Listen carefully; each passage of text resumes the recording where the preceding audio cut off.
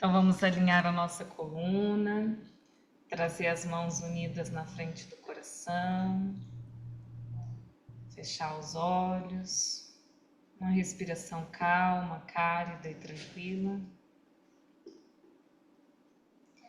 Ó poderes do amor, nós vos prometemos nossa fidelidade, sabendo que somente o amor pode redimir o mundo. Nós invocamos a vossa bênção sobre todos aqueles que se esforçam para servir-vos. Nós invocamos a vossa bênção sobre todos aqueles que têm de suportar o sofrimento, que eles possam alegremente descobrir o seu envolvimento em vosso amor, mesmo em meio à sua aflição. Nós invocamos a vossa bênção sobre todos aqueles que intencionalmente infligem sofrimento, que eles possam ser movidos a retornar para vós e servir-vos.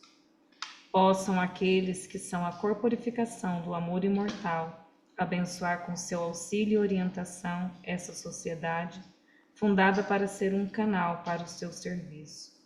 Possam eles inspirá-la com sua sabedoria, fortalecê-la com seu poder e vitalizá-la em sua atividade.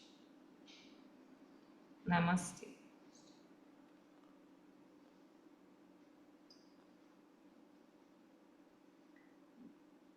Grata, Meu Ricardo. irmão, Desculpa os cachorrinhos. eu que agradeço a oportunidade da calorosa apresentação e recepção do Get Satya de Uberaba e se dedica tanto à prática e ao estudo do yoga. Me parece uma coisa por si só extraordinária, num momento em que o mundo tanto precisa encontrar seu eixo, encontrar sua essência. Um dos pontos fundamentais do yoga é a correlação entre a mente e o corpo. Inclusive, a questão das doenças. Nós vimos que é o primeiro obstáculo, foi o nosso estudo do sutra anterior. Sempre é bom revisar, não é? Como nós terminamos da última vez. O Sutra 130 estuda os 9 obstáculos à prática do yoga ou ciência do autoconhecimento e da libertação do sofrimento. E no nosso livro escolhido, que é A Ciência do Yoga, do Dr. Taime, também eu volto a dizer, o mesmo autor que nós estávamos estudando na escola de verão, plenamente atualizado do ponto de vista científico moderno, diz na sua tradução: doença, languidez, dúvida, página 68. Negligência, preguiça, mundanalidade, ilusão, não conquista de um estágio, instabilidade. Esses 9 causam a distração da mente e são os obstáculos. Então, uma vez caracterizado, vamos chamar o diagnóstico da doença humana, que é desde o nível físico até o etérico, que é a languidez, não deixa de ser mental a dúvida, a negligência, a preguiça, a mundanalidade talvez sejam mais emocionais ou movidas pelo desejo, ainda que ele diga que a preguiça é enraizada na mente como um apego ao conforto, mais do que a languidez, que é uma falta de energia para a ação. Tudo isso o yoga pretende resolver por meio de asanas, pranayamas, estudo no caso da dúvida, é o que fazemos aqui, é a prática de Svadhyaya, tentando dissolver as contradições dos conceitos e a compreensão do método que Patanjali sugere para a superação do sofrimento. Então, no caso da doença, existem os asanas. No caso da languidez, existem os pranayamas, e assim sucessivamente, porque os chitta vikshepas, ou distrações da mente, como foi traduzido, também pode ser compreendidos ou traduzidos como projeções da mente para o exterior. Ok? Daí resulta que a mente voltada para o exterior começa a apresentar uma série de sintomas. Ontem, também, estudando na Sociedade Teosófica em Brasília esse tema, surgiu a questão do que fazer com a doença, porque afinal ela é kármica. Bom, a doença, no seu sentido terminal, ela pode significar também uma necessidade de extinção daquela encarnação, dando espaço a uma seguinte. Mas eu suponho que não é nesse nível que Patanjali está tratando do tema, porque sobre a morte ele trata, por sua vez, no livro terceiro, e também da reencarnação no livro segundo. Nós ainda estamos no livro 1, no Samadhipada, mas nós podemos recuperar o corpo, pelo menos a ponto dele poder fazer a prática. Também o Dr. Time tem uma frase magnífica que diz que um grande passo foi dado na nossa evolução, já que a senha do Get Satya é evoluindo, quando nós conseguimos equacionar a nossa vida de tal forma que os nossos defeitos não constituam impedimento para a nossa prática. Os defeitos, as nossas deficiências, nossas faltas relativas de desenvolvimento ou de evolução fazem parte do processo evolutivo, senão nós já seríamos Mahatmas perfeitos. Eu sei que para os virginianos isso é um problema maior do que para os outros signos, porque eles já querem a perfeição ontem. Mas, infelizmente, a realidade, lamento informar, é que nós temos imperfeições e que nós temos que conquistá-las com paciência e perseverança. É o que ensina também o yoga, Abhyasa e Vairagya, a prática constante e desapego. Então, se nós podemos atingir uma saúde razoável o suficiente para que a doença não seja um obstáculo absoluto à nossa prática, eu suponho que isso seja muito importante. Então, os asanas, que eventualmente contraem o nosso corpo e depois o estendem com alongamentos, fazem uma massagem nas nossas glândulas. Eu me refiro aos principais, aí talvez 30 asanas. Eu posso dar um exemplo. Certa vez eu estava com o TSH alterado, que isso indica uma preguiça da tireoide. Aí eu fiz uns 30 dias sistemáticos de Sarvangasana, 1 minuto por dia, a postura da vela. Suponho vocês saibam, é uma invertida que pressiona o queixo contra o peito e concentra o sangue na região da tireoide, e ela se estabilizou. Eu tenho prova aí de exames antes e depois, para aqueles que gostam das evidências, não é, nos exames, sem nenhum medicamento, enquanto que outra pessoa vai ao médico e vão dizer, não, o senhor vai ter que tomar um hormônio. Nós podemos fazer a nossa relativa estimulação, claro que haverá casos agudos, mas eu não estou falando dos casos agudos, eu estou falando de nós fazermos render o corpo a ponto dele não precisar de uma prática mais avançada. Se uma pessoa está com câncer ou teve um acidente de automóvel, eu não estou querendo minimizar o valor para casos agudos da medicina alopática.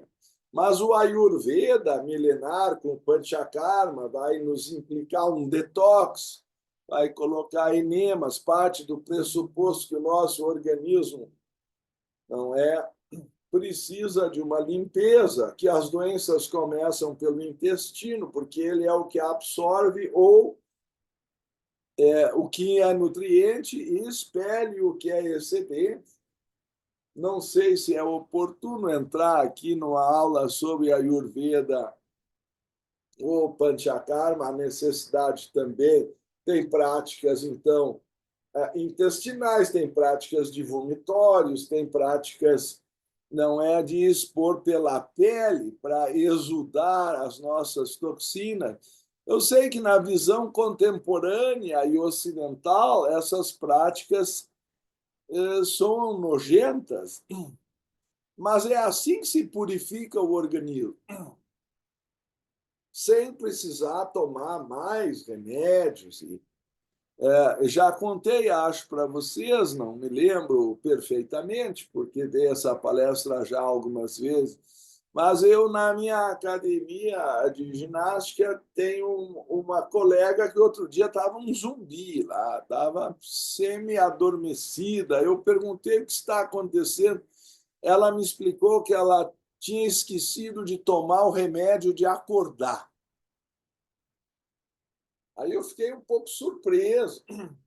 Ela me explicou que ela tinha que tomar dois remédios, um para dormir de noite e outro para acordar de manhã. Eu digo, meu Deus, a que ponto chegou a vida ocidental no século XXI, quando há mais de 2000 anos existem todas essas técnicas do yoga para libertar a pessoa de tudo isso, e a prova está que o processo de somatização está devidamente enquadrado no Sutra 131, que é o tema principal do nosso estudo hoje, a página 75. Diz assim, dor mental, porque é a tradução de dukkha. Dukkha é difícil traduzir, ok? É uma palavra que também é usada pelo senhor Buda como sua primeira nobre verdade. Dukkha é traduzido aqui por dor mental, mas é muitas vezes chamado também de insatisfação, como se a pessoa sentisse um vazio dentro de si, então passa a ser mais um sofrimento psicológico. Desespero, nervosismo, respiração difícil são sintomas de uma condição mental dominada por distrações, ou seja, vikshepas. Vocês estão vendo ali no sânscrito a palavra vikshepa aparecer novamente, porque está caracterizando esse processo de distração que impede a verdadeira meditação ou a serenidade da mente. Ok? Então,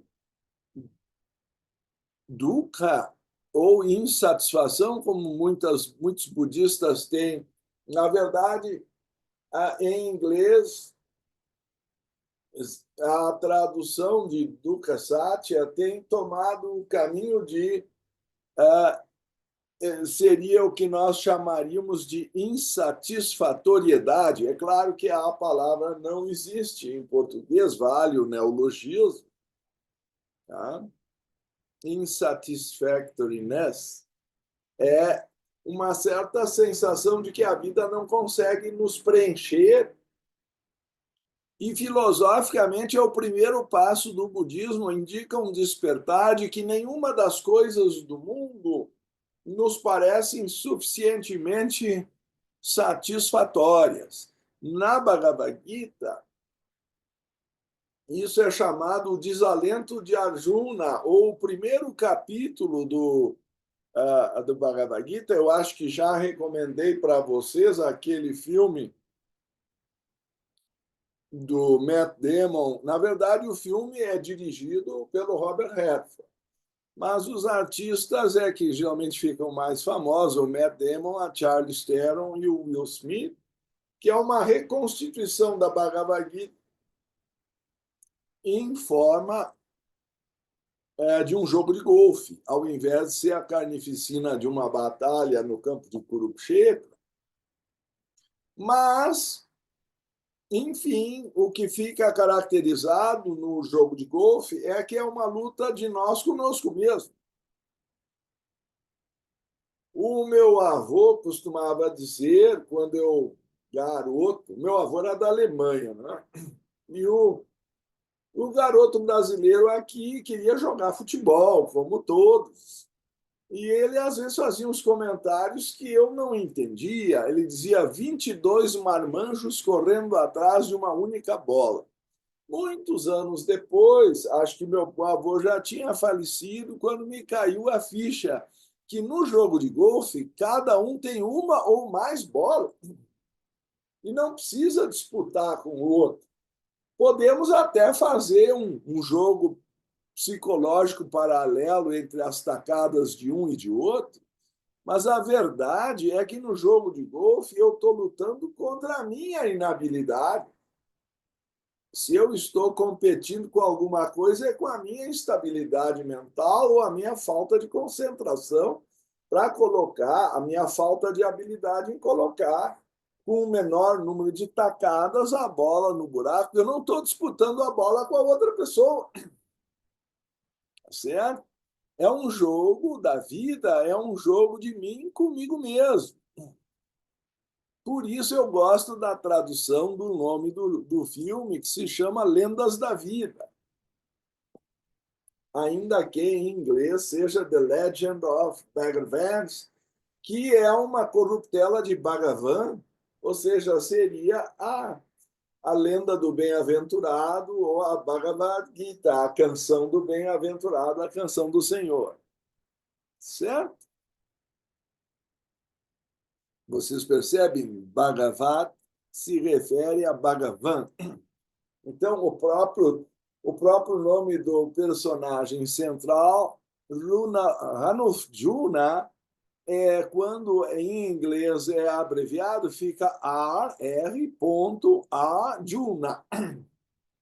Então, é óbvia a intenção de corresponder, talvez, ao livro mais, suponho eu, mais lido ou recitado da história da humanidade, seja porque a população da Índia é praticamente imbatível, seja porque, como é uma língua eufônica, o sânscrito, é possível recitar sem saber ler. Um analfabeto conhece a Bhagavad Gita como se fosse a letra de uma música, por isso é a canção do Senhor.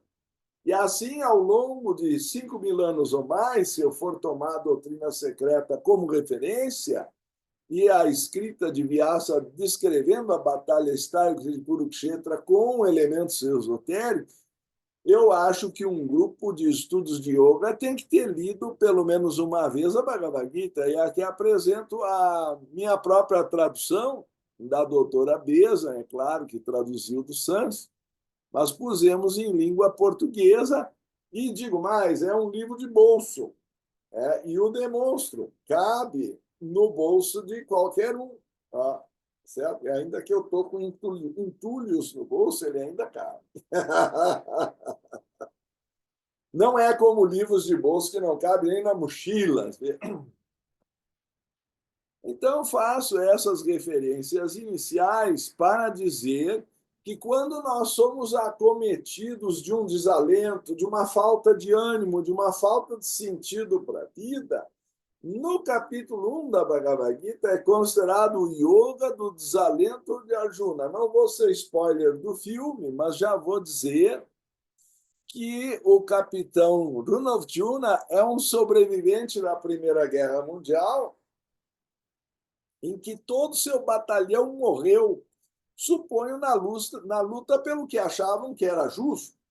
Não vou entrar em detalhes sobre a Primeira Guerra Mundial aqui, mas compete ao soldado lutar pelo que ele crê ser justo e obedecer às ordens do seu chefe. Assim eu entendi a vida, não é? E a Arjuna era um soldado, ele era um kshatriya. Então vamos colocar as coisas no devido lugar.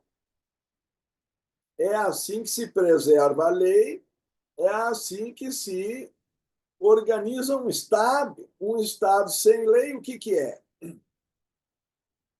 Então, as pessoas hoje em dia estão muito preocupadas em criar novas leis. A minha preocupação é fazer as leis serem cumpridas. O que, que adianta ter um monte de leis se elas não são cumpridas? Mas eu não vou entrar nesse mérito, não é o nosso objetivo hoje, e sim dizer que o yoga não deixa de ter suas leis como ciência oculta. Aliás, a senhora Blavatsky, no seu livro Ocultismo Prático, diz exatamente isso. Nós até coletamos no livreto Ocultismo Prático da nossa edição, sei lá onde já foi parar também, porque os livros parecem ter pernas, mas o fato é que coletamos nos prefácios e etc.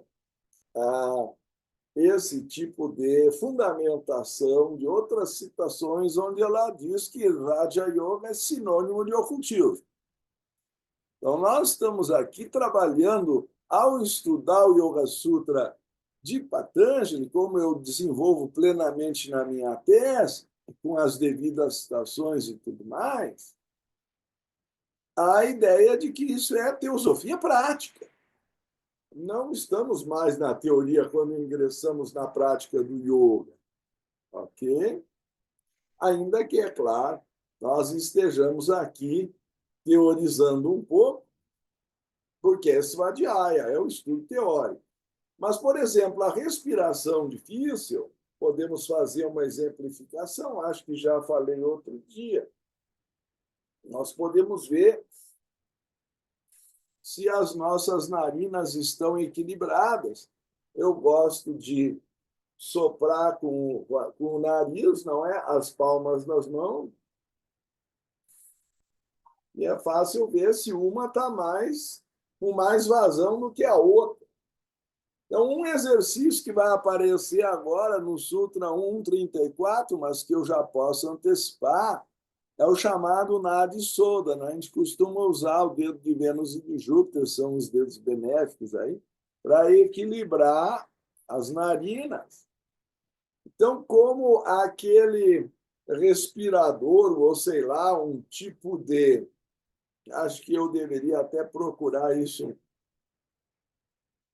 no Google, mas tem um nome, acho, especial para aquela narina que a baleia tem no topo da cabeça.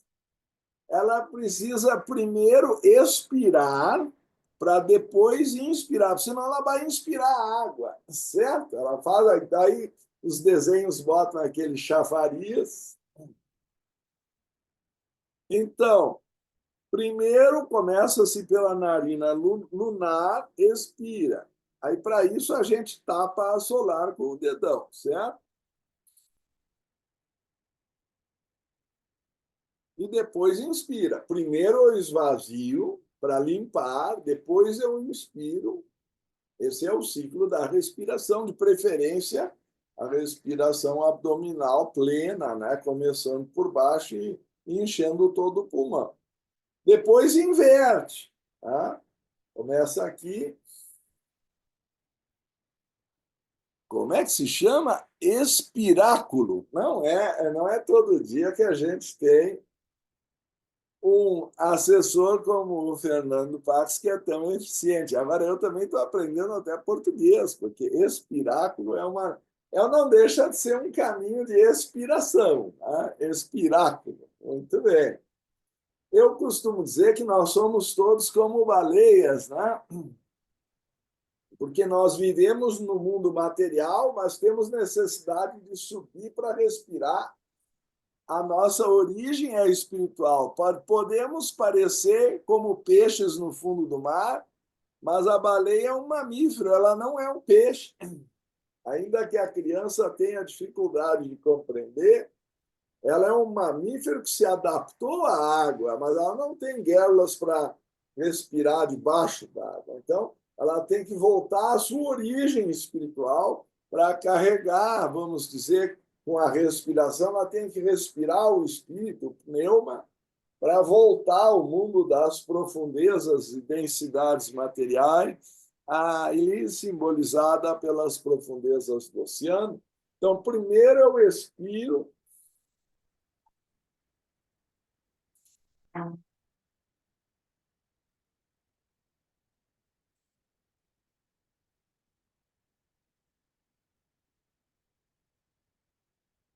E aí vocês vão fazendo isso até notar que as duas narinas estão equilibradas. Esse é o objetivo no Nadi Sodhana, que é uma prática preliminar para evitar o problema da respiração difícil. Claro, é uma delas, né? Porque às vezes a pessoa tem desvio de septo e outras dificuldades terão que exigir uma correção, talvez até cirúrgica, mas o equilíbrio básico das narinas ajuda os dois hemisférios do cérebro. O pessoal fala o Tico e o Teco aprenderem a conversar um com o outro, tá certo?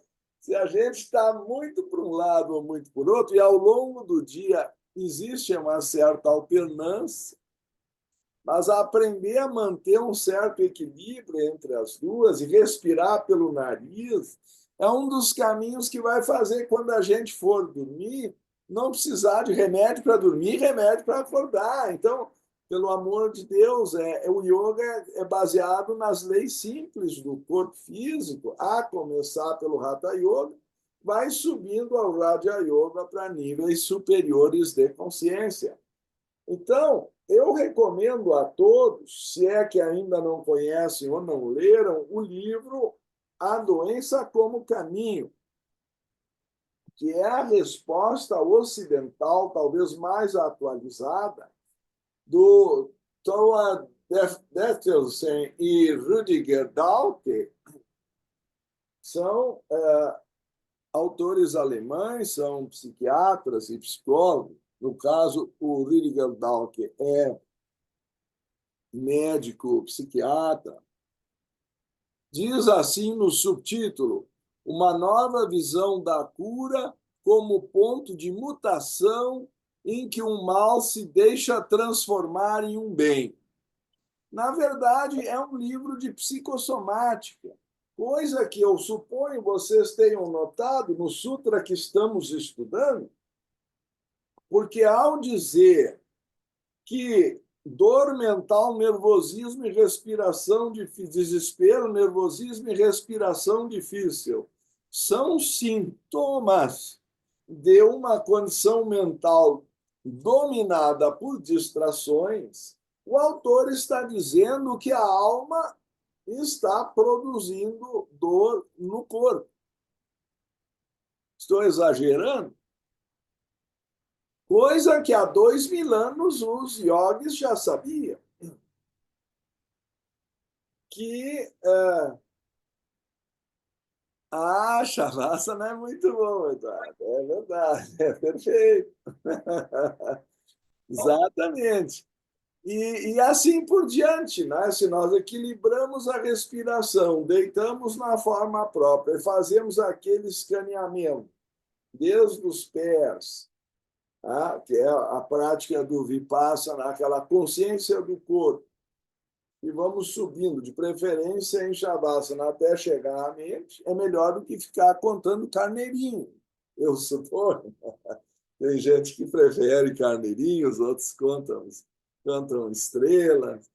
Cada um na sua preferência. O importante é conseguir dormir. Para o yoga, se nós relaxarmos o corpo, nós temos mais energia para a mente se focar também na meditação, quando for o caso.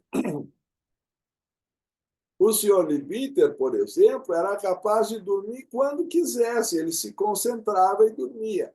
Ouvi dizer que Napoleão também fazia isso e dormia até em batalha com os tiros de canhão e era capaz de acordar na hora que desejasse, coisa que Liebiter também fazia. Assistia às palestras dormindo, quando já tinha mais idade, espero que ninguém se ofendesse, e no final fazia perguntas plenamente pertinentes, porque ele, na verdade, estava assistindo a palestra no astral, um grande clarividente que era, chegava a dizer que uma das coisas mais, vamos chamar, sem graça, é assistir uma peça de teatro no plano astral, porque ali se vê que as emoções dos atores são fake news, para usar o termo moderno, né? Ou seja, elas são falsas. Eles conseguem representar no teatro, mas no astral se vê o que a pessoa realmente está sentindo.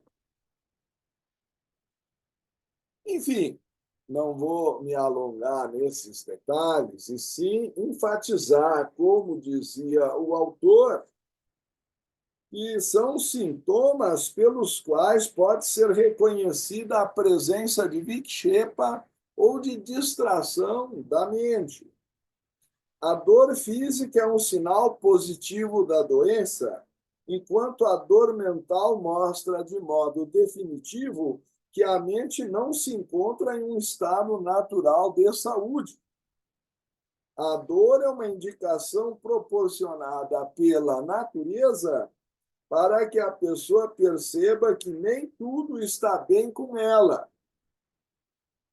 E o nervosismo, quando atinge certo grau de intensidade, perturba a respiração, pois desorganiza o fluxo das correntes prânicas. É o que eu estava tentando mostrar, que se manifesta principalmente no equilíbrio do fluxo das narinas, não é? Num primeiro momento é mensurável assim. Assim, esses 4 sintomas representam realmente os 4 estágios que se seguem um ao outro, sempre que a mente está nessa indesejável condição causadora por ou de vikshepa. Como se trata apenas de meros sintomas, a maneira certa de lidar com eles é tratar a mente da doença fundamental que a aflige. E isso implicará um longo e tedioso processo de disciplina de toda a nossa natureza, já que todas as partes de nossa natureza são interrelacionadas. E, mais tarde, ele vai dizer que aquelas condições específicas da mente que produzem vikshepa interferem na prática de dharana, dhyana e samadhi. Suponho que isso seja óbvio. Se a mente está perturbada, sonolenta, com dor, nervosismo, desespero e respiração difícil, sendo um sintoma desse estado, como que nós vamos conseguir grandes avanços na meditação, que é exatamente o remédio sugerido por Patanjali no Raja Yoga para superar o sofrimento humano? Quer dizer, a pessoa, como aconteceu com minha tia nesse final de semana, que Deus a tenha em seus braços, ela faleceu no sábado, a condição dela estava tão debilitada que os mestres disseram que se fizessem a cirurgia que seria necessária, ela não sobreviveria. Então, adotaram os médicos no hospital práticas paliativas para que, pelo menos, ela tivesse seu passamento com a menor dor possível. Mas, quer dizer, se o organismo fica tão fraco que o próprio remédio ele não pode receber, ou se a mente está tão perturbada que a própria meditação, que é o remédio para a dor, não é eficaz ou não pode ser aplicada, aí nós entraríamos num estado de looping, um estado sem solução. Não sei se me faço claro. Então, o que Patanjali propõe para nós é que nós comecemos a prática a partir de 9 técnicas de superação de vikshepa ou da distração, para que a concentração consiga chegar a dhyana, que seria já um estado mais sereno e contemplativo, em que a distração não ocorre mais. E aí sim se aprofundar a contemplação até o samadhi ou êxtase, quando a consciência fica tão perfeitamente concentrada que supera a própria percepção corporal. Ekstare é estar fora, é transcender temporariamente o corpo. Certo? Eu que estou em Brasília, eu vou tomar um pouquinho de água de coco, que a seca aqui existe, mas Deus fez o coco. Né?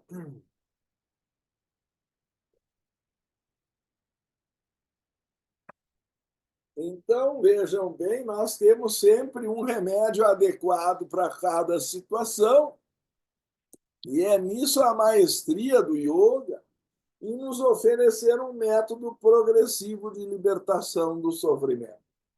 Então, eu acho magnífico como ele introduz o Sutra 132 para acrescentar. Para remover esses obstáculos, deveria haver a prática constante de uma verdade ou princípio. Certo? Então, os 30, desculpe, no 1.30, os 9 obstáculos foram enumerados. No 1.31, ele mostra as manifestações ou sintomas mais óbvios da distração quando se mostram até no plano físico, no nosso corpo.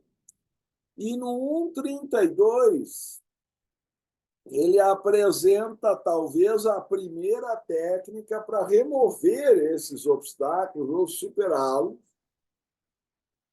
falando da prática constante de uma verdade ou princípio.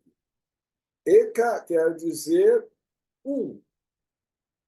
Tattva está relacionado à ideia de princípio, e abhyasa está relacionado à prática constante. Então, vocês estão vendo que o sânscrito corresponde ao que está escrito em sequência como tradução.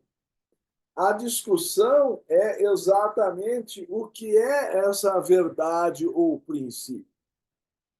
Então, também na minha tese de doutorado, eu coletei, nesse caso, vamos ver onde é que foi parar, quando eu não acho mais nem a minha tese, é porque a minha situação está um pouco mais grave, mas aqui temos um exemplar.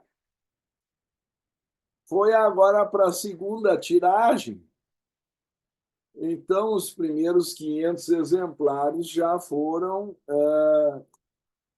encaminhados à leitura. Isso não quer dizer que todos tenham lido, mas, graças a Deus, houve uma tentativa, né? Porque eu compreendo que é um livro que vai apresentar de forma progressiva. Eu acho que já mostrei para vocês o Yoga Sutra como ciência do autoconhecimento.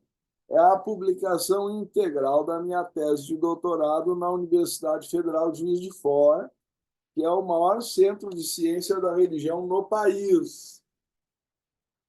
E por isso escolhi essa digna universidade.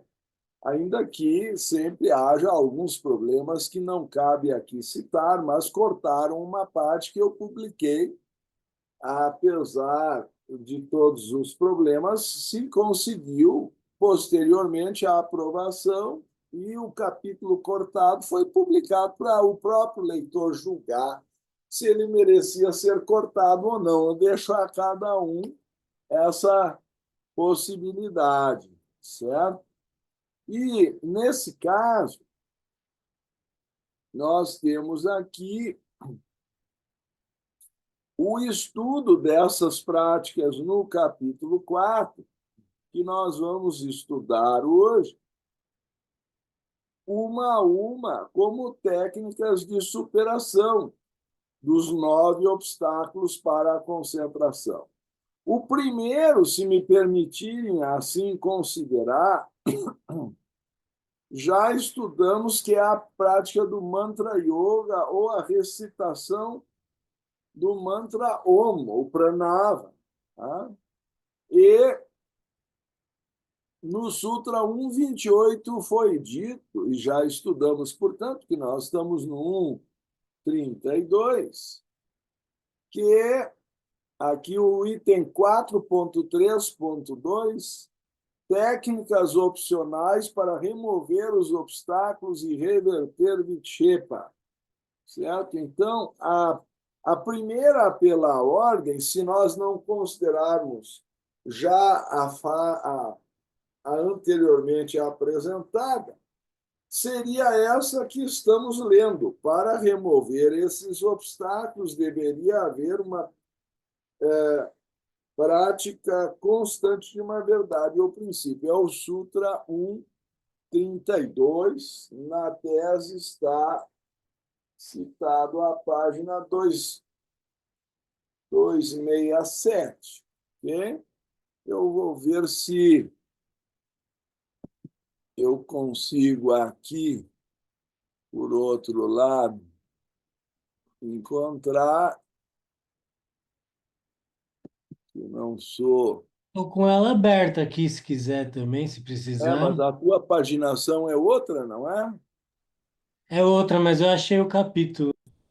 Ah, já achou? Então pode pôr aí, por favor.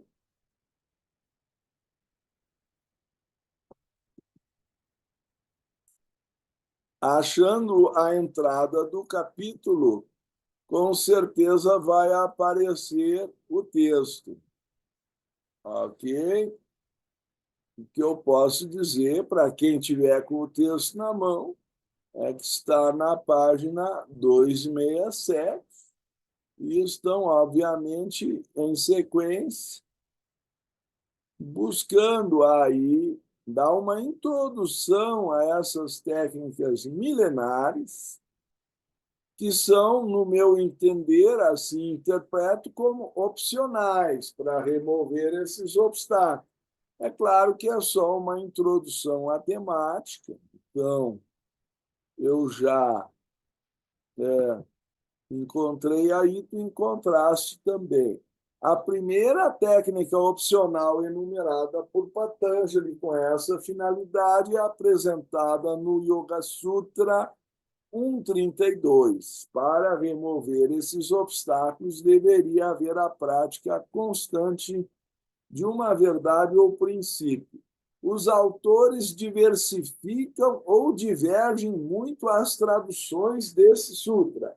Aí começam a surgir os clássicos problemas acadêmicos, que eu suponho que você saiba, que na universidade a gente tem que apresentar todas as teorias possíveis e imagináveis que alguém já tenha apresentado para indicar a diversificação, mas, por isso mesmo, trata-se de uma tese de doutorado que vai fazer devidamente essa sustentação, certo?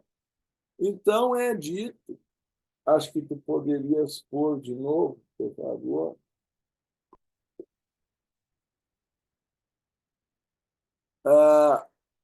a própria essência da verdadeira natureza, verdade, realidade ou princípio. É a tradução sânscrita da palavra tattva, que eu há pouco estava usando no texto, lendo a parte sânscrita. Podes avançar um pouco? Então, isso é do dicionário do MacDonald, que é um clássico na tradução do sânscrito para o inglês. Variando, por exemplo, na tradução de Prasada, habituar-se a uma verdade ou Deus. Então, na visão, talvez, mais, chamaria eu assim, devocional, por exemplo, do clássico do Bhakti Yoga, o Yoga da Devoção, que é de Narada, o Sutra 19 diz que a devoção pode ser expressa quando oferecemos todas as nossas obras a Deus e sentimos intenso mal-estar quando perdemos ele da memória. Então, se todo o nosso dia fosse um contínuo oferecimento das nossas ações a Deus e, ao mesmo tempo, esse estado de paixão por Deus manifestasse como quando nós nos sentimos longe da amada, estamos apaixonados, é claro, e essa reação de um mal-estar que caracteriza exatamente a pessoa estar, vamos dizer, apaixonada, só que o Bhakti Yoga é uma paixão por Deus. Então, é uma maneira de levar a mente a se introjetar ao invés de buscar objetivos externos. Né? A remoção destes obstáculos deve ou demanda atenção unidirecionada, é a tradução de Rohit Mehta. Fazer a mente tomar a forma de um objeto por algum tempo é a tradução de Vivekananda. Enfim, aí eu já citei 2 ou 3 autores com pequenas variações.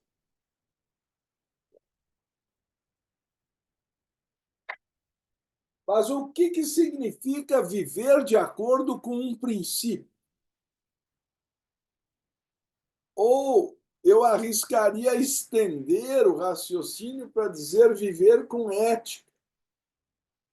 Que todas as nossas ações, antes de serem realizadas, elas sejam submetidas ao que é dito ali também, a aspiração firme e a devoção a um ideal para superar estes obstáculos. É a tradução magnífica de Clara Cott.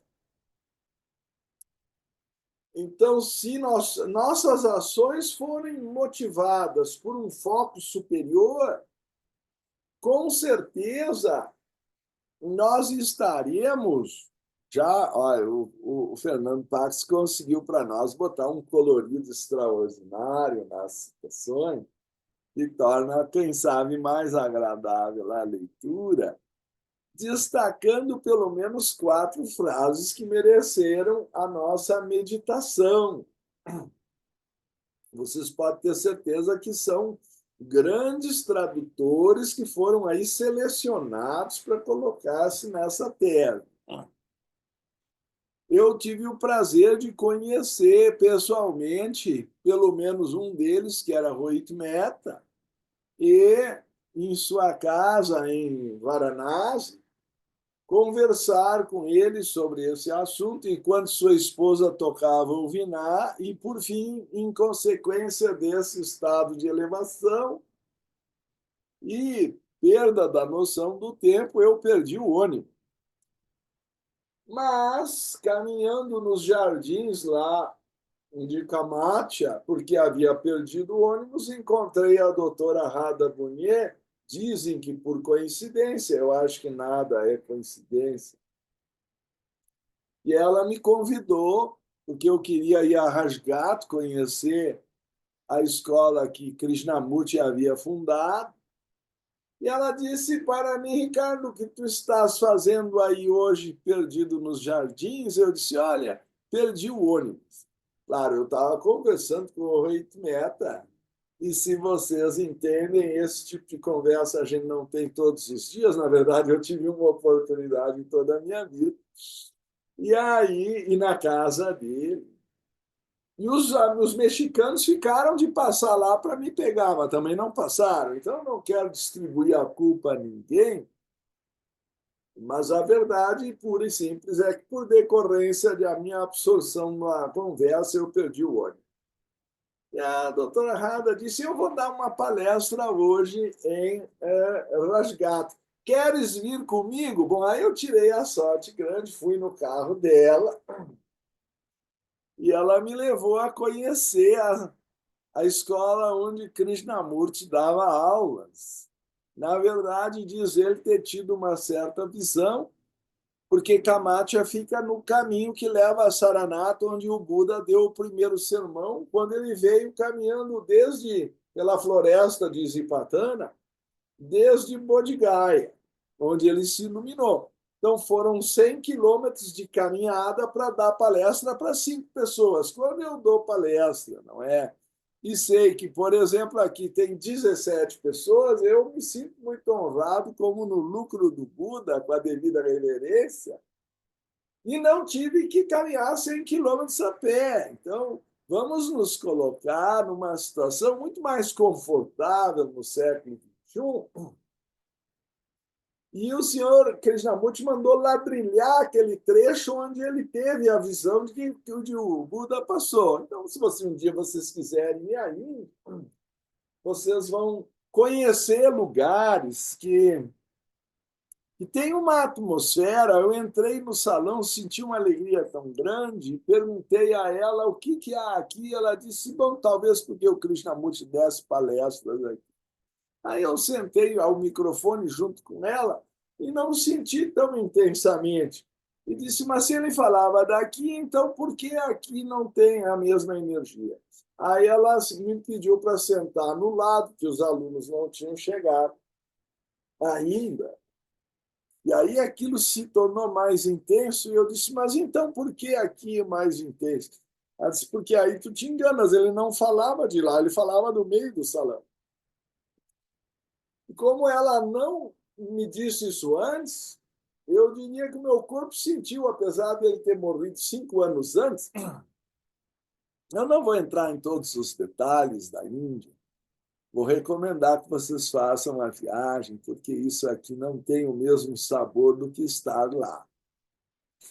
Mas até o meu corpo, que não tem muita antena, foi capaz de captar alguma coisa. Então, é difícil explicar para vocês o que é a vibração de um ambiente desse e fica impregnado da irradiação de sabedoria desses santos seres, mesmo passados anos do seu falecimento. O fato é que, se nós formos capazes de entrar na vibração, a mente, o nome do lugar onde o Buda deu o primeiro sermão é Saranat. Isso se encontra no Google. A escola que Krishnamurti fundou na cercania se chama Radhgat. Ou talvez Radhgat seja o nome do bairro que foi assimilado ao nome da escola.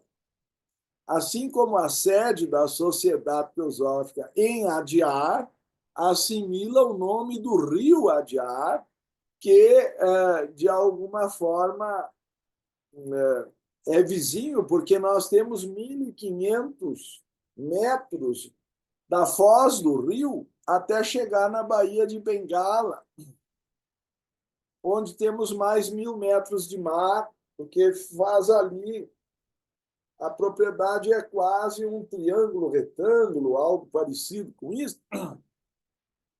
São 150 hectares na foz do rio Adiar, daí o nome da propriedade. E está completando, a sociedade está completando 150 anos em 17 de novembro, mas acho que Radgat foi, aliás, Adiar foi comprada em 1882, portanto a gente tem que tirar um 7, pelo menos. A sociedade foi fundada em 1875. Esses lugares estão impregnados de energia. Esse assunto não é um assunto simples de ser abordado apenas verbalmente, a gente tem que sentir. Mas, seja como for, o que eu gostaria de registrar aqui é que nós podemos também criar uma atmosfera com incenso, o ambiente fica favorável quando nele não há discussões. Mas alguns colegas aqui sabem que é possível meditar mesmo em condições extremamente adversas. E eu só não vou citar os exemplos. Mas seja como for, é essa elevação da consciência que nos interessa. E se nós formos capazes de triunfar, mesmo em ambientes adversos, mais fácil será o nosso caminho para a meditação. Essa ideia de oferecer tudo que se faz a Deus, ou tomá-lo como princípio, ou um ideal de referência na nossa conduta, é a primeira técnica oferecida no Sutra 132, e eu suponho que vocês percebam a importância dessa técnica. Okay? A segunda técnica opcional, aí eu poderia citar mais um exemplo, não sei se pode chamar a atenção de vocês, acho que é a primeira vez que eu peguei, talvez a segunda, que eu peguei um táxi o que é coisa rara, porque lá a gente pega o tuk-tuk, que é de 3 rodas, né? Por algum motivo eu estava mesmo num táxi com 4 rodas. E, de repente, o motorista, sem maior explicação, disse que tinha que parar o carro. Aí ele parou o carro, abriu o capô e eu pude ver que tinha um santuário junto do motor. Ele trocou o incenso, fez umas orações, fechou o capô e continuou, de tantas em tantas, uma vez por hora, ou sei lá como é que é, coisas que no Ocidente não dá para explicar. Né? O próprio carro era pintado com as 3 listras de Shiva, como também a cabeça do motorista, que era um shivaísta. Então, vocês vão ter que ir para a Índia para entender. Aquilo é outro mundo. Não digo que seja perfeito, porque insisto que estamos ainda em evolução, mas com certeza tudo que a civilização ocidental priorizou na matéria, eles acho que esqueceram a matéria priorizando no lado da devoção e da elevação espiritual. Traz consequências também problemáticas quando há excessos, está certo? Talvez essa seja a missão da sociedade teosófica, fazer uma ponte entre o Oriente e o Ocidente, tentando levar o que de melhor há do Oriente para o Ocidente e o que de melhor há do Ocidente para o Oriente. Não estou aqui para julgar nada, mas esse intercâmbio a sociedade teosófica faz vanguarda, e foi ela, como eu cito no capítulo 2º, que auxiliou o Parlamento Mundial das Religiões de Chicago a trazer Vivekananda, Chakravarti, Dharmapala, ou seja, se criou um ambiente para receber orientais, para falar de filosofia oriental, pela primeira vez na história do Ocidente que se tem a notícia. Porque o então,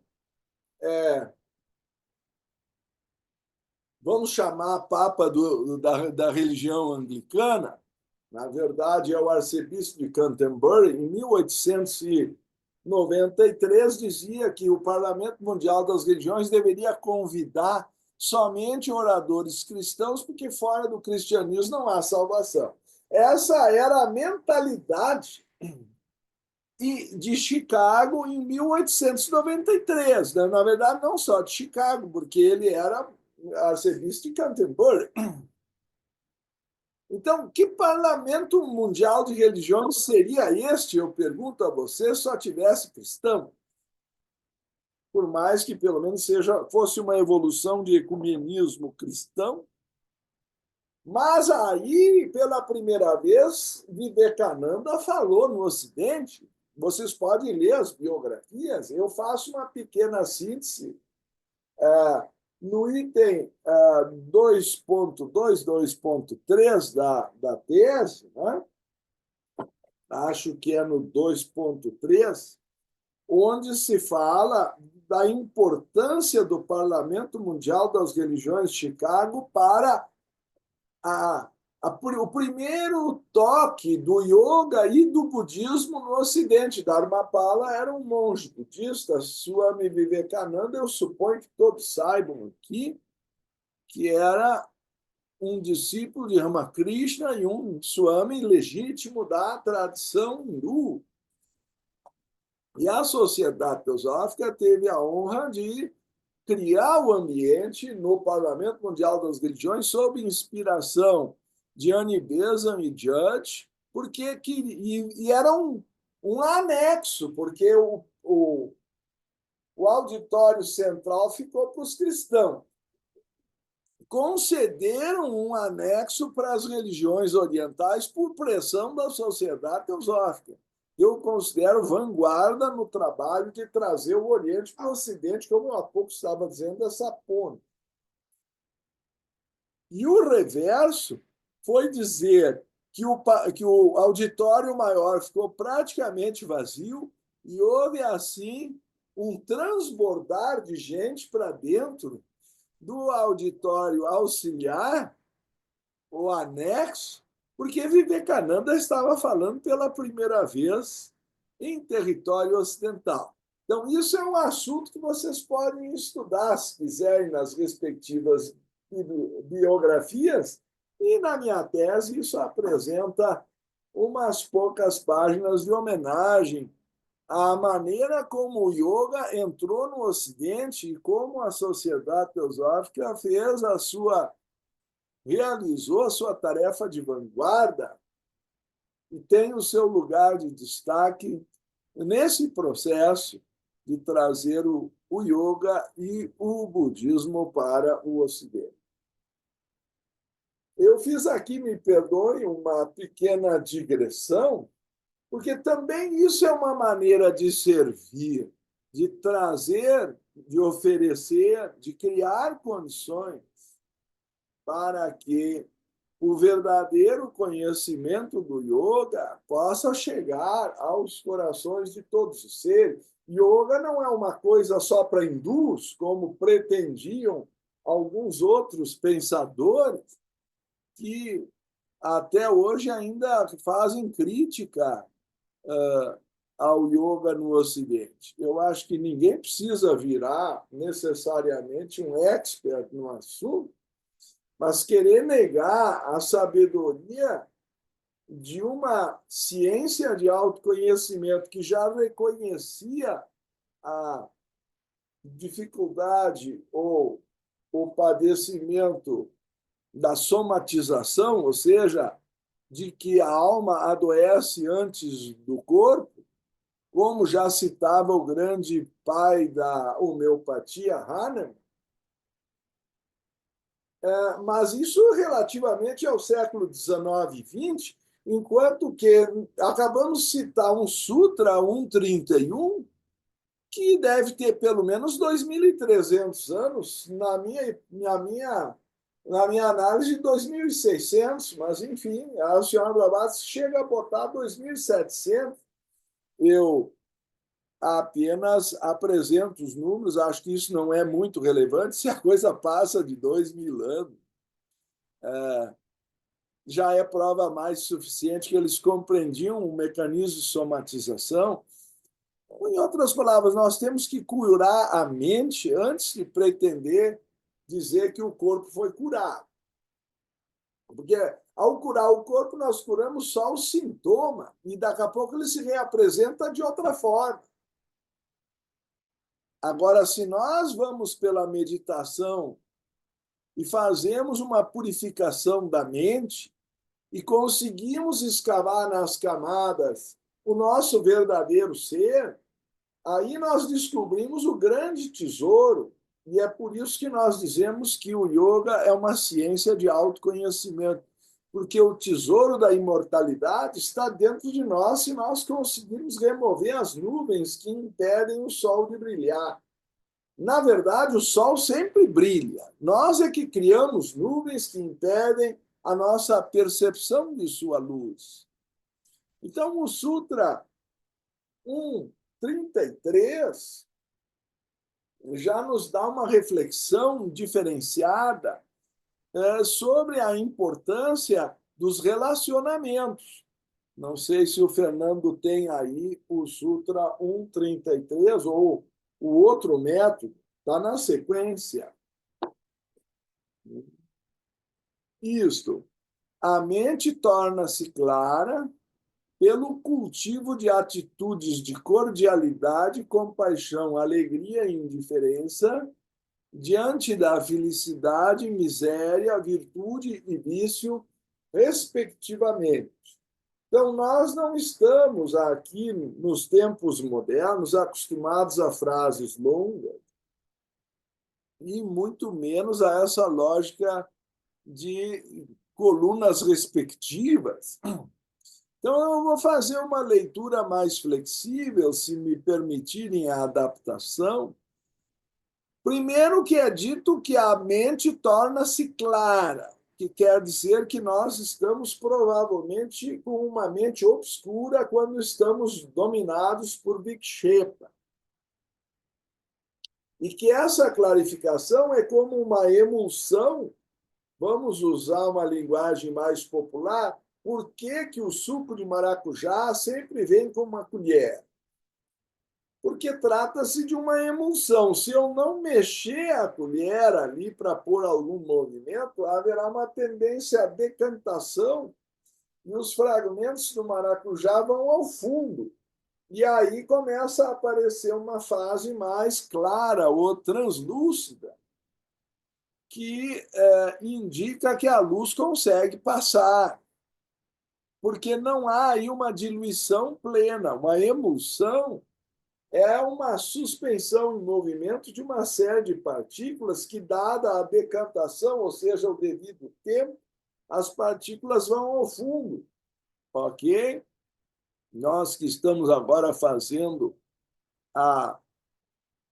as festividades, se é que eu posso chamar assim, mas pelo menos as homenagens do afundamento do Titanic, estamos do aniversário aqui, refizeram agora virtualmente a ressurreição do Titanic em um grande modelo virtual em escala 1:1.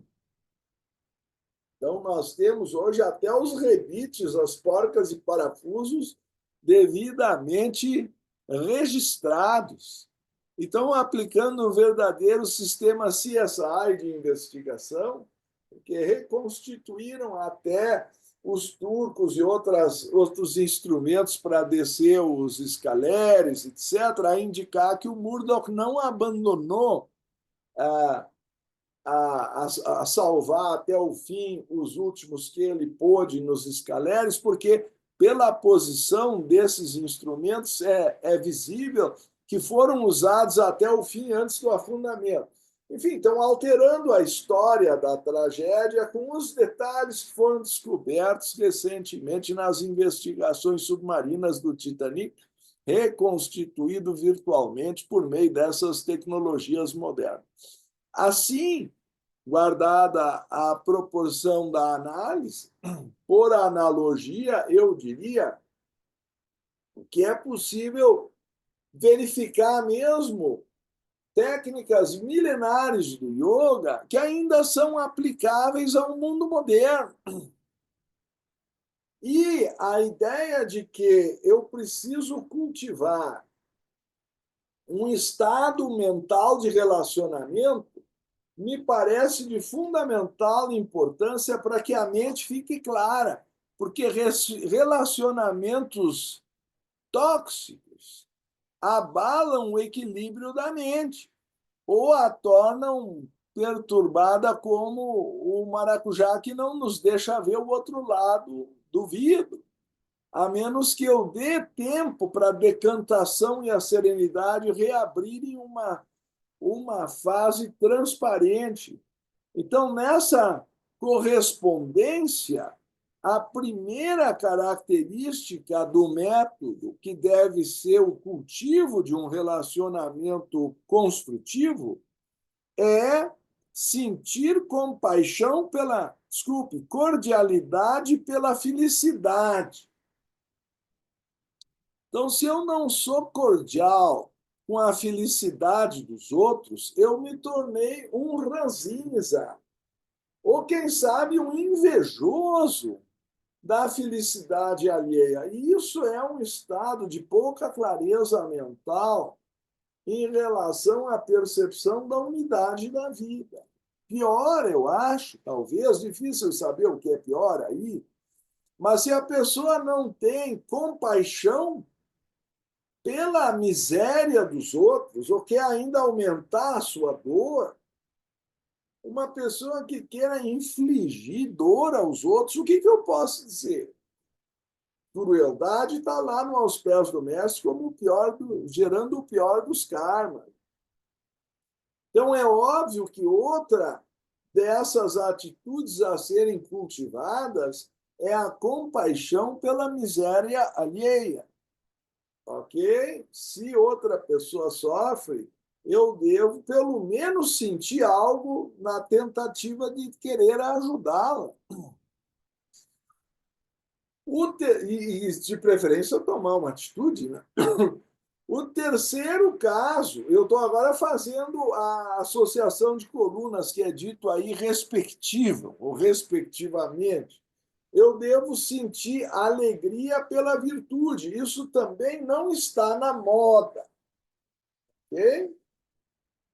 Eu não sei se vocês já viram, que parece haver hoje, em muitas camadas até da intelectualidade, um culto à irreverência. Então, a qualidade de um filme é que ele é irreverente. Eu tenho visto isso em vários lugares. Até nos comentários dos críticos de cinema. É um filme muito bom, é irreverente, é isso, é aquilo. Quando, na verdade, isso indica falta de reverência, isso indica falta de devoção, isso está na contramão da virtude e está invertendo os valores. Então, criar pedestais à virtude é um simbolismo clássico de enaltecer os ideais, está relacionado ao sutra anterior, que diz que eu devo viver de acordo com uma verdade, um princípio, um ideal, segundo o que acabamos de ver. Então, nós vemos que a atitude de alegria em relação à virtude, que temo em muitas esferas da mídia e até das artes não esteja na moda, indica que o Ocidente está doente, ou pelo menos que os relacionamentos se tornaram tóxicos. Então, o grande mestre Patanjali está nos ensinando a botar as coisas nos devidos lugares, lembrando que então virá sofrimento toda vez que nós invertemos valores. E o mais difícil que eu vejo, perdão, mas aí são as minhas limitações, é de indiferença ao vício. Eu tenho direito a enaltecer a virtude dos meus irmãos, mas eu não tenho o direito, ou não devo, segundo esse sutra, me envolver a querer combater o vício deles. Isso eu acho difícil, mas vou justificar pela leitura do comentário. Uma das maiores fontes de perturbação para a mente são as reações descontroladas que temos em relação ao nosso ambiente humano e àquilo que as pessoas fazem ao nosso redor. E, no entanto, ele diz: Patanjali prescreve indiferença ao vício. Pode parecer a alguns que isso não está de acordo com os ideais mais elevados da vida espiritual. E uma atitude de ajuda e compaixão ativas em relação ao vicioso seria melhor que aquela de mera indiferença. Essa objeção parece bastante razoável e podem ser citados alguns episódios de grandes instrutores espirituais e dos santos em apoio a esse argumento. Cumpre lembrar, porém, que esse sutra não pretende impor um código de conduta a pessoas em geral ou àqueles que se tornaram iluminados e estão, assim, em condições de servir como instrutores espirituais. Destaco essa passagem. É um código de conduta recomendado ao estudante prático do yoga, que é um aspirante à iluminação, ou seja, ele ainda não tem força para vencer os males do mundo. Se ele for comprar briga contra os males do mundo, ele provavelmente não será vencedor. Então, se nem Cristo conseguiu, me perdoem fazer alusão, e dizem que ele era o Senhor do amor e da compaixão, que dirá nós individualmente. Então, o comentário de Taimni diz: está empenhado na busca de um objetivo de natureza extremamente difícil, ou extraordinariamente difícil, e não pode desviar suas energias para a tarefa de reformar os outros. De acordo com a tradição e concepção da espiritualidade oriental, o trabalho ativo para a regeneração espiritual das outras pessoas acontece depois que uma pessoa obteve um certo grau de iluminação para si mesma. Se tentarmos mudar os outros enquanto nós mesmos permanecemos ligados a todo tipo de ilusões e limitações, é possível que não tenhamos muito sucesso nesse empreendimento e estejamos arriscando seriamente o nosso próprio progresso. O aspirante ao yoga não pode mostrar desaprovação ao vicioso, porque isso tenderia a acirrar o ódio, com indesejáveis repercussões em sua própria mente. Claro que ele também não pode incentivar o que está errado. Então, a proposta de Patanjali também não pode demonstrar simpatia, pois isso seria encorajar o vício. Como é que eu vou demonstrar de alguma forma simpatia ou apoio a algo que está errado? E isso é perigoso numa situação como a nossa, que às vezes nós somos cúmplices por passividade de coisas que estão erradas. Mas se eu me ponho ativamente contra, é provável, é o que diz Patanjali, eu acho que faz sentido, eu vou produzir uma reação. Então ele diz: a única solução que lhe resta é adotar uma atitude de indiferença, e, é claro, na medida do seu progresso, ele poderá melhor contribuir para evitar que excessos ocorram. Mas o principiante tem dificuldades de manter a mente equilibrada para a meditação se ele se envolver contra todos os males que há no mundo. Não sei se isso faz sentido para vocês, mas aí ele fica tão conturbado no combate ao mal que ele acaba não tendo energia para meditar no bem. É um dos pontos que eu tenho sustentado e que eu acho a senhora Blavatsky afirma na chave para a teosofia, que a sociedade teosófica não deve se envolver em questões de política partidária, embora os indivíduos tenham liberdade para fazê-lo. Mas por quê? Se nós deixamos que a sociedade teosófica seja contaminada pelos males do mundo, ela acaba não conseguindo cumprir seu papel, porque briga internamente. Aí a loja teosófica e outros ambientes viram um palco de... Enfim, eu conheço lojas que fecharam porque estavam polarizadas. Eu não vou entrar nesse detalhe aqui, pelo justo motivo, mas eu conheço casos diretos. Então, o que acontece? Deixa esse assunto para ser discutido no mundo, mas não dentro das dependências da sociedade. Não que isso seja, vamos dizer, uma conivência, mas acho que adota a posição sugerida por Patanjali de que se deve ser indiferente para efeitos da atmosfera de trabalho a essas questões circunstanciais. Eu perguntaria como que a sociedade teosófica teria sobrevivido a 150 anos de história. Por exemplo, quando do apartheid na África do Sul, eu tenho contato com pessoas que eram membros da sociedade teosófica lá e queriam o governo que tivesse lojas para brancos e lojas para negros. Ora, como que o primeiro objetivo da sociedade teosófica é formar um núcleo da fraternidade universal da humanidade, sem distinção de raça, credo, casta ou cor, a raça é o primeiro, poderia entrar em franca contradição com o seu primeiro objetivo.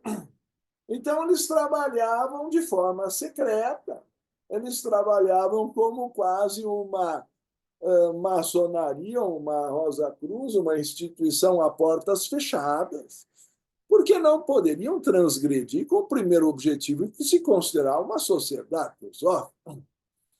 Na época do generalíssimo Franco, era proibido fazer aglomerações na Espanha, então tiveram que se reunir com senhas e contrassenhas de horário de chegada. Se todos chegassem ao mesmo tempo, era considerado uma reunião pública. Então faziam de conta que era um aniversário. Um chega 15 para as 3, outro chega 10 para as 3, outro chega também às 3, o outro às 13h05, 13h15, quem sabe lá 13h20 começa a reunião. Então, vocês não imaginam que a sociedade passou nesses 150 anos. Não vou entrar nas dificuldades de Cuba e outros lugares. Estive lá dando palestra. Foi o único lugar em que me disseram: doutor, o senhor escolha bem o que o senhor vai falar, não entre em política, senão o senhor tem problemas para sair do país. Então, tem gente assistindo a palestra. Então, é uma situação que a gente caminha sobre ovos, porque não há liberdade de pensamento, que é um pilar fundamental do desenvolvimento do discernimento do ponto de vista espiritual e da sociedade teosófica, em particular, se vocês já leram as decisões do Conselho Mundial e o folheto amarelo de apresentação da sociedade. Agora, como conviver ao longo de 150 anos? Nós atravessamos 2 guerras mundiais. Houve quem ousasse comparar a doutrina secreta como origem de teorias raciais e outras que depois, lá na Alemanha, tomaram caminhos absolutamente insustentáveis, quando o próprio objetivo da sociedade é harmonizar as raças. Como que inverteram a tal ponto o argumento? Então, as narrativas podem se tornar totalmente perversas, principalmente para pessoas que não estudaram o assunto em profundidade e tomam só os títulos sem entrar no conteúdo.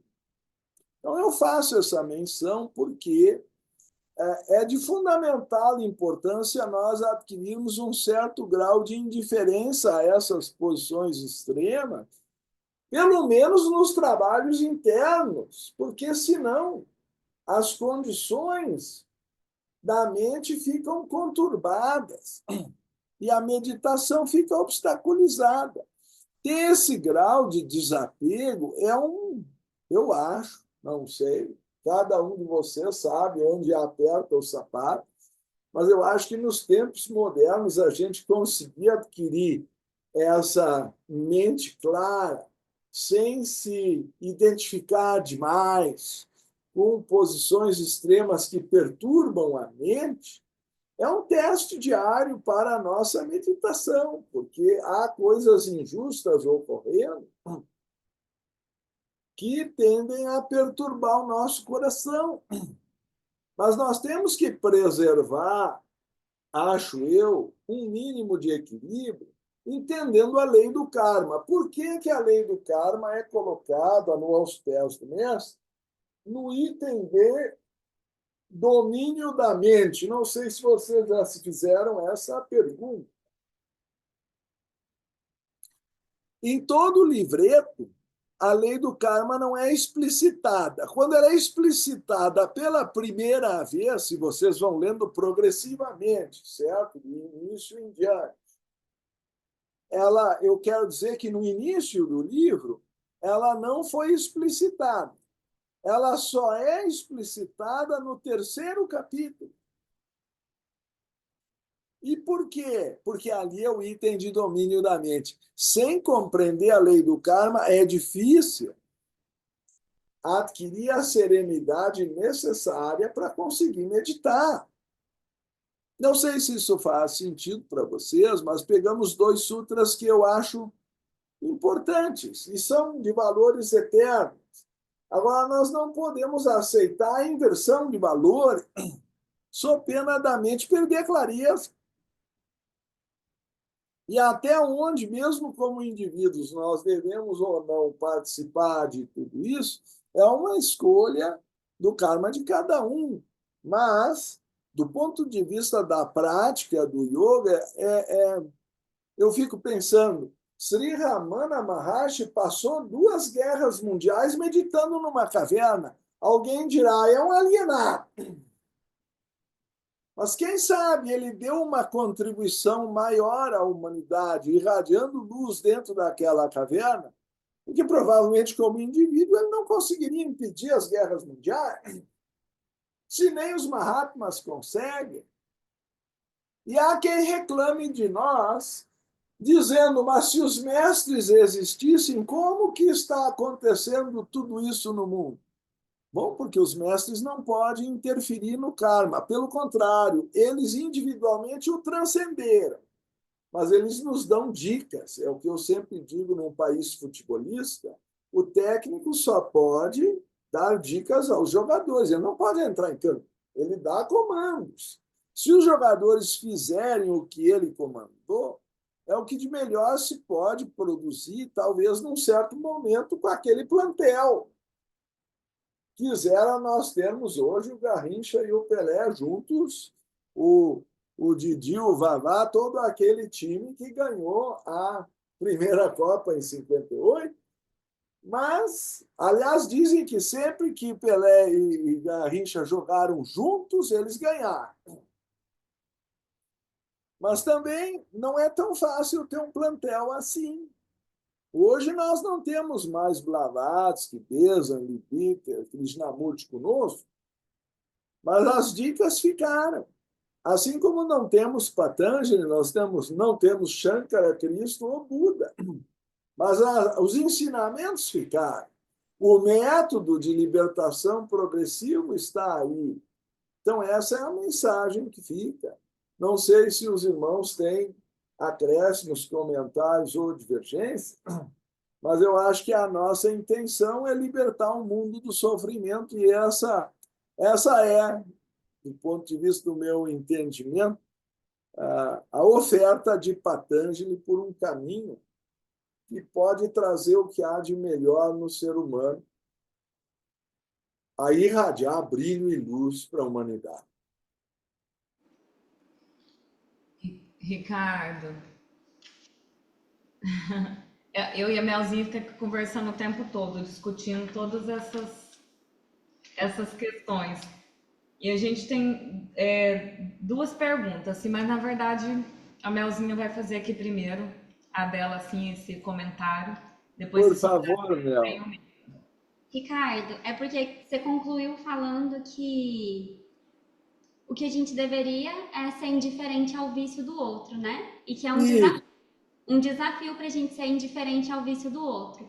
Mas por que que não é um desafio ser indiferente ao sofrimento do outro? Porque esses dias para trás eu estava andando aqui no centro da cidade e tinha um rapaz, morador de rua, e ele estava deitado assim na calçada que eu tive que pular para poder passar para onde eu estava indo. E aí claro, antes de eu passar por ele, eu parei para poder fazer, para ver o que que eu sentia. E aí eu fui olhando para ver se era compaixão, se era indiferença, e na verdade foi indiferença, tipo, eu não tive um ímpeto de fazer alguma coisa para ajudar ele. Então, por que que é tão fácil ser indiferente ao sofrimento do outro, mas tão difícil ser indiferente ao vício do outro? Qual que seria o remédio? é porque a mente está numa posição egocêntrica, não é? É um tipo de vikshepa, é um tipo de distração em relação à nossa essência espiritual. Então, se nós formos tocados pela luz do Espírito, naturalmente nós vamos sentir alegria pela alegria dos outros, nós vamos sentir compaixão pela miséria dos outros, nós vamos enaltecer a virtude e nos posicionar, pelo menos de forma indiferente ao vício. Porque se eu quiser combater o vício do outro, que ele mesmo não quer modificar, uma coisa é ajudar quem nos pede ajuda. Não sei, Mel, se isso fica claro. Outra coisa é eu querer corrigir a vida do outro quando ele mesmo não quer ser corrigido. Não sei se isso responde tua pergunta. Já tentaste ajudar uma pessoa que não quer ser ajudada? Sim. Agora, se a pessoa nos pede ajuda e se ela não for falsa, porque também existe isso, né? Mas se esse pedido é genuíno, eu acho que nós ficamos naturalmente compadecidos e vamos tentar fazer alguma coisa em favor dela no alcance da nossa capacidade, certo? Eventualmente, naquele momento, nós não estamos em plenas condições de ajudá-la, mas nós vamos tentar fazer o melhor possível. Então, E a compaixão é uma atitude, é uma ação ou é só um sentimento? Por exemplo, eu senti compaixão e eu passo por ele, por exemplo, faço uma oração. Ou eu posso ir e lá, pegar na mão dele e falar, vamos ali comprar alguma coisa para você comer, por exemplo. Ou a ah, compaixão. eu acho isso melhor. Alguns, eu conheço irmãos nossos que dão dinheiro, né? Eu aprendi a ficar um pouco desconfiado dessa postura. Posso dar um exemplo ocorrido comigo. Aqui em Brasília, quem conhece sabe, a maioria dos restaurantes tem áreas são abertas ao público, né? Porque são característica da própria cidade, ficam quase na calçada. E veio um senhor para mim pedir água, porque disse estar com sede. Eu prontamente, eu estava ali almoçando, acho que jantando com a família, acho que era aniversário, sei lá se da minha esposa, da minha filha ou da minha mãe, não me recordo bem. Aí eu prontamente peguei a garrafa de água que eu estava tomando, claro, não o copo, porque esse eu suponho contaminado, mas dei a garrafa a ele. Ele disse: não, mas eu quero lacrada. Aí, me perdoem, me veio à mente que ele queria vender a garrafa para obter outra coisa que não a água. Então, eu temo que ele estivesse mentindo para mim, porque quem está com sede aceita uma garrafa d'água que não foi tocada. Visível estava que eu usava um copo. Portanto, ainda que aberta, a água não estava contaminada. Se fosse essa a questão. Mas no momento que ele me pediu uma garrafa lacrada, eu percebi que ele queria vender na esquina para comprar outra coisa. E aí eu não sei se ele vai comprar algo para injetar, para cheirar, para. Aí será que eu devo contribuir para o vício dele? Eu tenho problemas em dar dinheiro para as pessoas, Outro dia, em Curitiba, eu dava uma palestra e veio uma senhora, essa foi franca. Ela entrou na farmácia e disse: quem me dá aí um real para eu comprar a minha pinga? Essa, pelo menos, a virtude da franqueza dela me tocou. E eu levei ela e comprei umas castanhas, porque hoje em dia as farmácias parecem supermercados, tem coisa que não tem nada a ver com o que eu entendo como sendo uma farmácia. Mas, de qualquer forma, tinha castanhas à venda, eu comprei umas castanhas de caju para ela. Pelo menos no meu coração, vocês me perdoem a ingenuidade, porque hoje eu percebo que eu dei elas, ela podia revender as castanhas. Eu não vejo solução para esses problemas. A gente só pode fazer o melhor possível. Agora, quando é escancarada a intenção de produzir dinheiro, é porque o uso não será para alimentação. Um outro amigo nosso, que eu, por questão ética, não vou citar o nome, recebeu uma visita de um pedinte durante o almoço, serviu um prato com as mesmas coisas que ele comia e ofereceu ao pedinte e levou o prato com comida e tudo na cara, porque não era essa a intenção, ele queria dinheiro, e vocês sabem para quê. Então, respondendo tua pergunta, não é até onde eu alcanço. A compaixão nos leva, desde um início, talvez, de uma inspiração espiritual, a mover uma emoção que acaba produzindo uma ação. Tudo é uma sequência, dependendo da intensidade, vai gerar um resultado. Agora, discernir o que fazer, eu prefiro, como tu bem disseste, comprar uma coisa para a pessoa comer. Ou já levo, às vezes, uns biscoitos. Eu tenho sempre comigo uma paçoquinha, alguma coisa que seja nutritiva, que não estrague, porque também, se eu levar coisas muito perecíveis no bolso, quando eu precisar já está podre, aí não adianta. Né? Mas eu gosto de levar uma paçoquinha, uma banana passa, um biscoito qualquer, que seja nutritivo. Mas o que mais eu posso fazer, não é? Eu já me dedico à Sociedade Teosófica, a uma escola teosófica que estamos tentando fundar em Brasília. Eu não posso salvar todos os seres humanos, eu posso manifestar uma boa vontade no alcance da minha capacidade. Mas se eu simplesmente der dinheiro para a pessoa para me livrar do pedido, porque tem gente que quer se livrar da pressão da solicitação. Aí chega lá, dá um dinheiro e se livra. Mas será que eu não estou nutrindo o vício da pessoa? Não sou patrocinador da cachaça? Ou sabe lá, hoje em dia já tem o crack. Então eu pelo menos, me cobro isso. Eu não estou querendo julgar ninguém. Quem sabe errado estou eu. Mas essas coisas afligem o meu coração também. Não sei se isso responde, Nel, a tua pergunta. Responde sim, Ricardo. Essa frase agora no final me ajudou. Manifestar uma boa vontade de acordo com a nossa capacidade. É isso. É o que é possível fazer. Eu acho que a gente não deve se mostrar indiferente ao sofrimento. Nós temos indiferença ao vício, mas temos dever de ter compaixão com a miséria. É diferente, né? Sim. Tá bem? Tá bem, gratidão. Ricardo, será que dá tempo de eu fazer uma pergunta rápida? Bom, você vê que sabe se ela for rápida.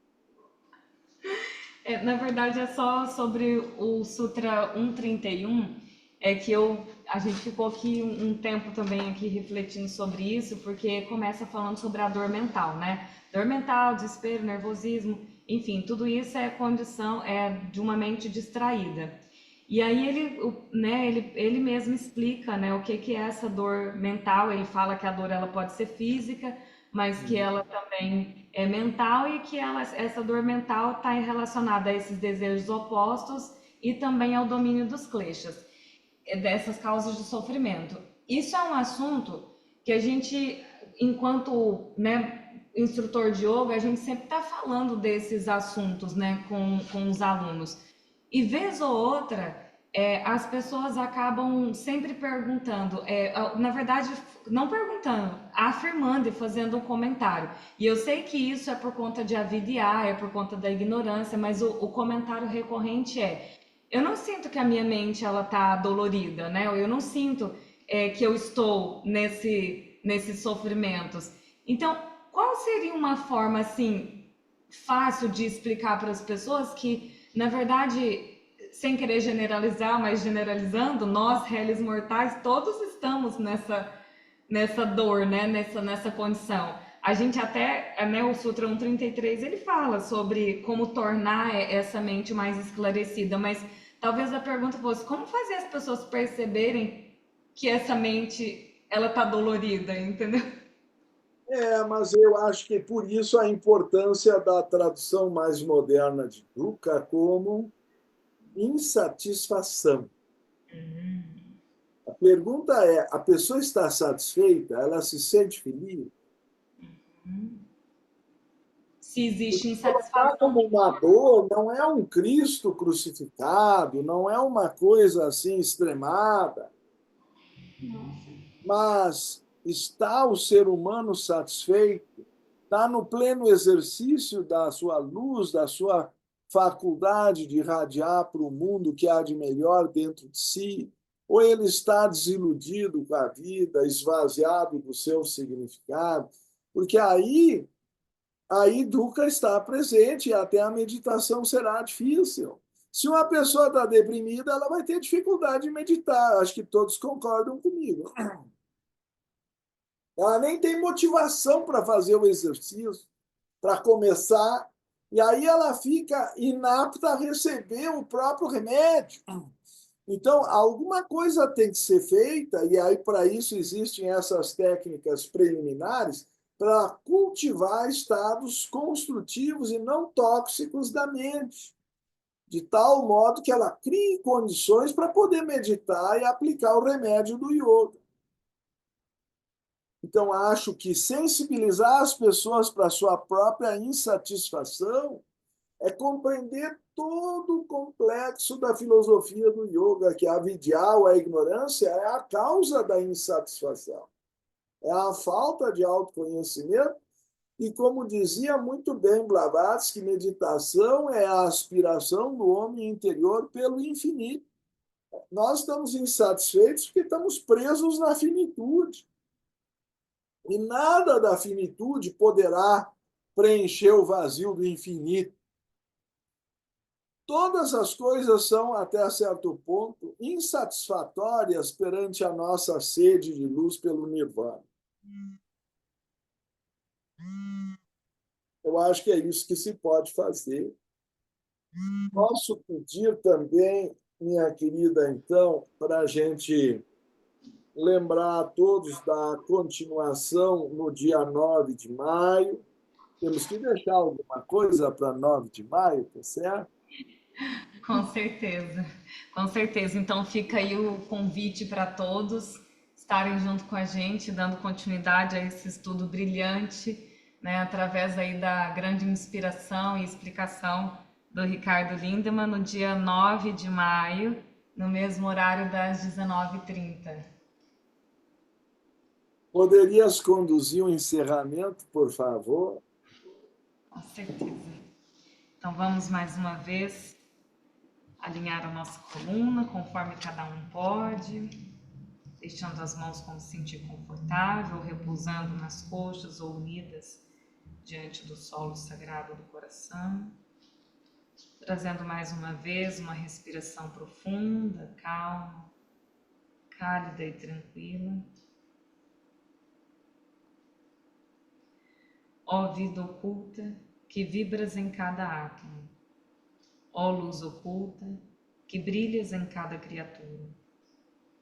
Ó amor oculto, que tudo abranges na unidade. Possa todo aquele que se sente uno contigo saber que ele é, por isso mesmo, uno com todos os outros. Vamos irradiar luz, paz, saúde e amor em todas as direções, ao Oriente, ao Ocidente, ao Norte, ao Sul, ao Zênite e ao Nadir. Que todos os seres sejam felizes e ditosos. Paz a todos os seres. Namastê.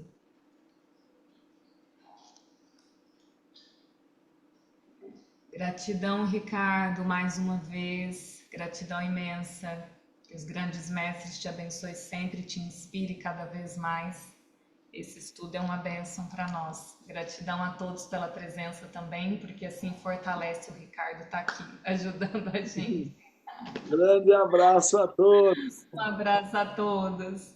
Até.